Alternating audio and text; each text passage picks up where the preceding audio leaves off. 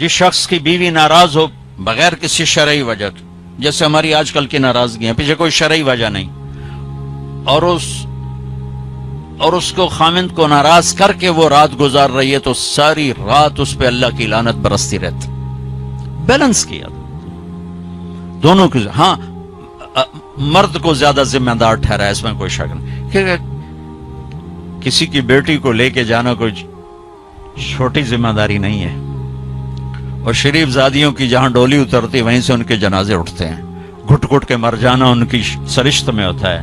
طلاق ہمارے یہاں ایک لعنت ہے کہ گزارا نہیں ہوتا تو بھی کر گزارا، نہیں ہوتا کر گزارا. ایسے موقعوں کے لیے تو اللہ نے جدائی کر رکھا. میں اپنے گاؤں میں تھا، ایک بچی رات کو دیہات، رات کو چھوٹا بچہ لے کر وحشت زدہ. ارے کہاں سے آئی ہو؟ کہا جی میں فلاں جگہ، میں نام لیں فلاں جگہ سے آئی ہوں. کیا کرنا ہے؟ کہا جی مجھے میرے خامند سے بچاؤ، مجھے طلاق لے دو. میں نے کہا بیٹی اپنے ماں باپ سے کیا، میرے پاس کیا کرنے آگی؟ کہا جی وہ کہتے ہیں تو نے طلاق لی تو ہم تمہیں قتل کر دیں گے، اور میرا خامند روزانہ مجھے مارتا ہے، آج تک کوئی دن ناغا نہیں، روز مجھے مارتا ہے، اللہ کے واسطے میری جان بچاؤ. کہا بیٹی میں کیا کر سکتا ہوں، میرے پاس آنسوؤں کے سوا کچھ بھی نہیں. میں تیرے لیے دعا کر سکتا ہوں، رو سکتا ہوں، اور میں کچھ نہیں کر سکتا. میں تمہارے خاندانی معاملات میں کیسے دخل دوں؟ ہاں میرا کوئی رشتہ ناتا ہوتا تو پھر میں کوئی دخل دیتا، لیکن میں تمہیں جانتے نہیں تم کون ہو. البتہ میں نے اس نے کہا چلو میرے کسی بھائی سے بات کر. میں نے اس کے بھائی سے تھوڑی سی بات کی، بھائی اپنی بہن کا خیال کرو. آگے میں نے کچھ نہیں کہا. یہ میرے معاشرے کے سلگتے ہوئے مسائل ہیں، یہ دکھتی ہوئی رگیں ہیں، یہ بھڑکتی ہوئی آگ ہے جس نے در و دیوار کو خس و خاشاک بنا دیا ہے کہ ہم زبان کا بولنا جانتے، کاروباری ڈیلنگ جانتے ہیں، بیوی سے کیسے بولنا ہے، بیٹے سے کیسے بولنا ہے. معذرت کے ساتھ آج کل کی اولاد بھی نافرمان ہے، لیکن نافرمان بنانے میں ماں باپ کا بھی بہت بڑا ہاتھ ہے. کہ وہ اولاد کو سمجھتے ہیں جیسے گائے بیل ہے، جدھر باندھ دو جدھر کر دو.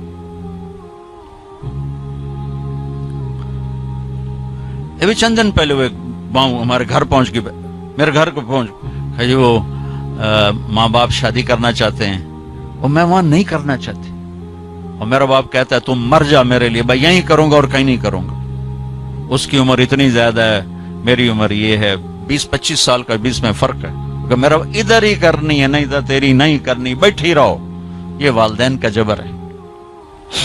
تو میرے نبی پاک صلی اللہ علیہ وسلم نے ایک خوبصورت طریقہ زندگی سکھایا، گھروں کو آباد کر کے بتایا. وہ طریقہ جو بھی اپنائے گا اس کے گھر میں خوشحالی ہوگی، خوشی ہوگی، خوشی. اور اس کا ایک لفظ ہے، ایک دوسرے کو برداشت کر. یہ آتے ہی بیوی میری غلام بن کے چلے، میں حاکم ہوں، اور بیوی آتے کہ ہونی تھے میری چلے گی، تیری ماں دی نہیں چلے گی، تو سوائے پھر بھڑکتی آگ کے کچھ بھی نہیں ہوگا. رشتوں کو میرے بھائی بہنوں صرف برداشت سے چلایا جاتا ہے. رشتوں پر مسلط ہو کے رشتے آباد نہیں ہوتے. جھکنا پڑتا ہے، سہنا پڑتا ہے، دبنا پڑتا ہے. جو دبنا سیکھے گا اللہ کی قسم اس کی زندگی خوبصورت ہو جائے گی.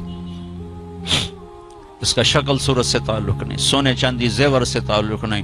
خوبصورت اخلاق زندگی کو 4 چاند لگا دیتے ہیں، بد اخلاق کی زندگی